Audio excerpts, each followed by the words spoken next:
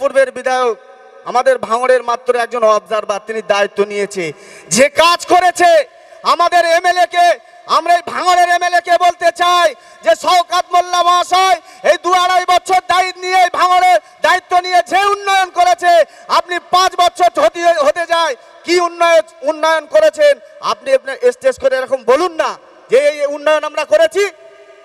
আজকে শওকত মোল্লা রাস্তাঘাট, ঢালাই রাস্তা, ড্রেন, তারপরে সাবমার্শাল দিয়ে পানি জল খাওয়ার জন্য মানুষের যে উপকার করছেন, এর জন্য আমরা শওকত মোল্লা মহাশয়ের কাছে আমরা কৃতজ্ঞ, আমাদের নেত্রী মমতা বন্দ্যোপাধ্যায়ের কাছে আমরা কৃতজ্ঞ। কিন্তু আমরা দেখতে পেয়েছি এই ভাঙড়ের মানুষের ভোট নিয়ে সারা পশ্চিম বাংলার বিধানসভায় ঘুরে বেরিয়েছে, এই ভাঙড়ের মানুষের পরিষেবা দিতে পারিনি। বলেছিল যে ভাঙড়ে যদি জিতি তাহলে অবশ্যই আমার ভাই ভাঙড়েই পড়ে থাকবে। আজকে কি ভাঙড়ে পড়ে আছে? বলুক বুক থেকে যে আমি ভাঙড়ে পড়ে থাকি, মাসে কবার আসে নিজেই বলুক।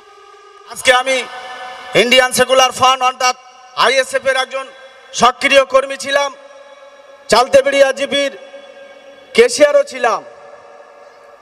কিন্তু আজকে আপনাদের মনে জাগতে পারে প্রশ্ন যে ভাই তুমি চালতেবেড়িয়া জিপির ক্যাশিয়ার ছিলেন, আইএসএফ থেকে জিতেছেন, কেন আজকে তৃণমূল কংগ্রেসের এই স্টেজে তৃণমূল কংগ্রেসের মাইকে তৃণমূল কংগ্রেসের ব্যানারে কেন আপনি আজকে কথা বলছেন?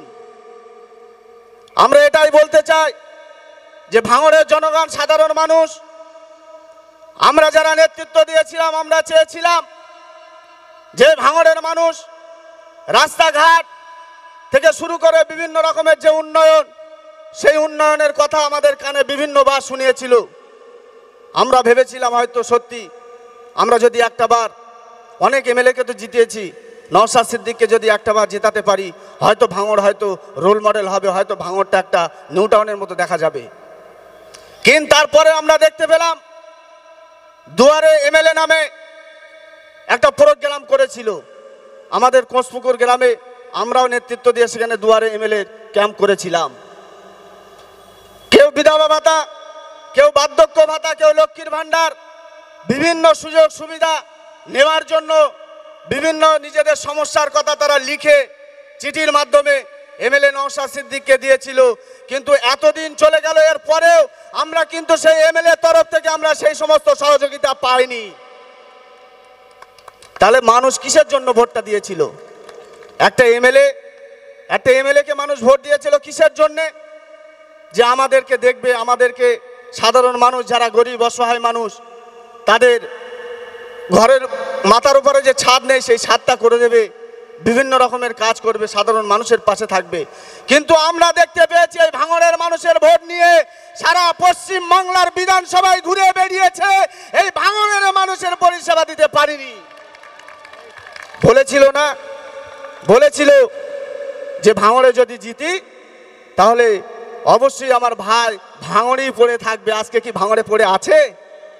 বলুক বুক থেকে যে আমি ভাঙড়ে পড়ে থাকি, মাসে কবার আসে নিজেই বলুক। আর 5 বছর পরে লিফলেট আকারে প্রত্যেক বাড়িতে বাড়িতে পৌঁছে দেবে বলেছিল, তাই তো? আর বেশি দিন সময় নেই।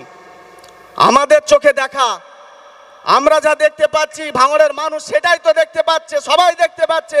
কয়েকটা হাই মার্সের লাইট ছাড়া আর কিছু আর দেখতে পায় না।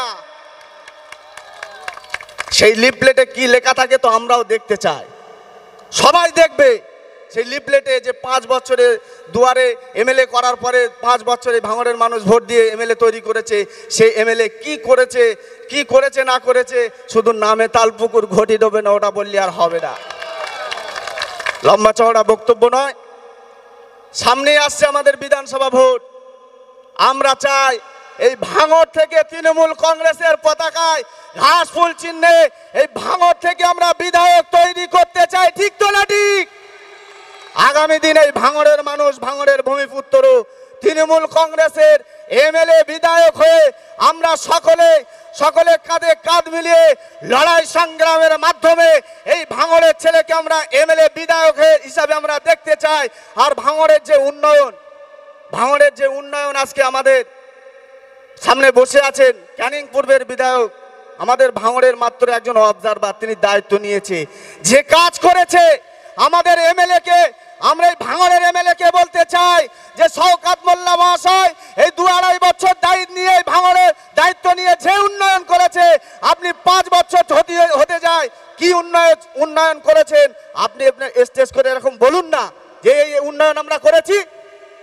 আজকে শওকত মোল্লা রাস্তাঘাট, ঢালাই রাস্তা, ড্রেন, তারপরে সাবমার্শাল দিয়ে পানি জল খাওয়ার জন্য মানুষের যে উপকার করছেন, এর জন্য আমরা শওকত মোল্লা মহাশয়ের কাছে আমরা কৃতজ্ঞ, আমাদের নেত্রী মমতা বন্দ্যোপাধ্যায়ের কাছে আমরা কৃতজ্ঞ।